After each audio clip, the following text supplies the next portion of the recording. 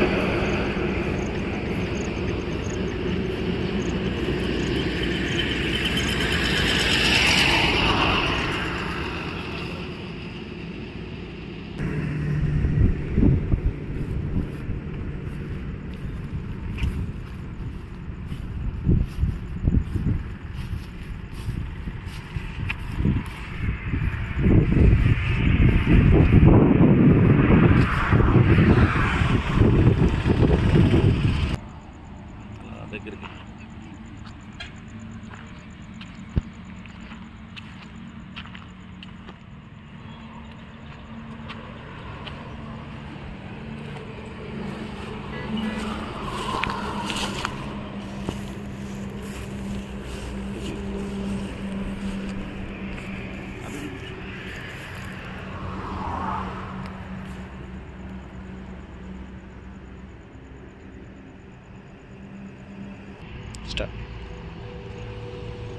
ప్రైజ్లార్డ్ అందరికీ. ఈరోజు అర్ధరాత్రి 2 గంటలకు మేము కనిగిరి మీటింగ్ నుంచి నైట్ కనిగిరి మీటింగ్ ముగించుకొని విజయవాడ నుంచి కనిగిరి మీటింగ్కి వెళ్ళాము. మీటింగ్ అక్కడ 10:40 11 o'clock మీటింగ్ అయిపోయింది. అయిపోయిన తర్వాత 12 అంతా స్టార్ట్ అయ్యాము. కనిగిరి నుంచి విజయవాడకు బయలుదేరి వస్తున్న టైంలో కరెక్ట్గా గుంటూరుకి దగ్గరలో ఉన్నాము. కాటూరి హాస్పిటల్ దగ్గర, correct Katuri medical college and hospital దగ్గర 1 కిలోమీటర్ ముందు స్పీడ్లో వస్తున్న కారు మా డ్రైవరు రెప్పపాటులో నిద్రపోతూ అంటే కళ్ళు మూసాడు. అనుకోకుండా ఇలా జరిగిపోయింది. ఆ రోడ్డు చూసారు కదా, రోడ్డు మీద నుంచి హైవే రోడ్డు మీద నుంచి కారు ఇలా వచ్చేసిన ఆ పోల్స్ అన్నింటినీ కొట్టుకుంటూ 4 పోల్స్ని కొట్టుకొని మొత్తం కారు వచ్చి ఇలా ఇది కాలువ దగ్గర పడిపోయింది. దేవుని మహాకృప ఏంటంటే కారులో మేము ఇద్దరం ఉన్నాము. డ్రైవింగ్ చేస్తున్న బోస్ ఉన్నాడు, నేను ఉన్నాను. అయితే నేను కరెక్ట్గా ఒక అరగంట ముందే నిద్ర వస్తుందని చెప్పి, తమ్ముడు నేను వెనక సీట్లో పడుకుంటాను, ఒకవేళ నీకు నిద్ర వస్తే టోల్ గేట్ దగ్గర కానీ పెట్రోల్ బంక్ దగ్గర ఆగు, నిద్రపో పర్లేదు, ఒక అరగంట రెస్ట్ తీసుకో అని చెప్పాను. నేను వెనక సీట్లోకి వెళ్ళి పడుకున్నాను, ఫుల్గా పడుకున్నాను. కరెక్ట్ పడుకున్న 30 minutes తర్వాత దఫేల్ మన పెద్ద సౌండ్ వచ్చింది. కల్దర్స్ చూసరికి ఇది గోతిలోకి వస్తుంది కారు. చూసరికి ఏముంది, మొత్తం డోర్స్ అన్ని లాక్ అయిపోయాయి, బయటికి రాలని పరిస్థితి. విండోస్ అవి గ్లాసెస్ దింపుకొని ఆ గ్లాసెస్ నుంచి బయటికి రావడానికి చాలా ఇబ్బంది పడ్డాం. ఆ గ్లాసెస్ కూడా రాలేదు. మొత్తానికి ఏదో రకంగా బయటపడ్డాం.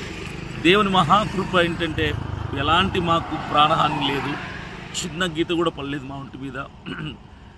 దేవుడు తప్పించాడు. త్రుటిలో తప్పిన ప్రమాదం దేవుని మహాకృప, ఆయన సంకల్పం మా మీద ఉంది కాబట్టి ఆయన ప్రేమ ఇలాగున్న రుజువుపరచబడింది మరొకసారి నా ఎడల. దేవుడే తప్పించాడు ఈ ప్రమాదాన్ని.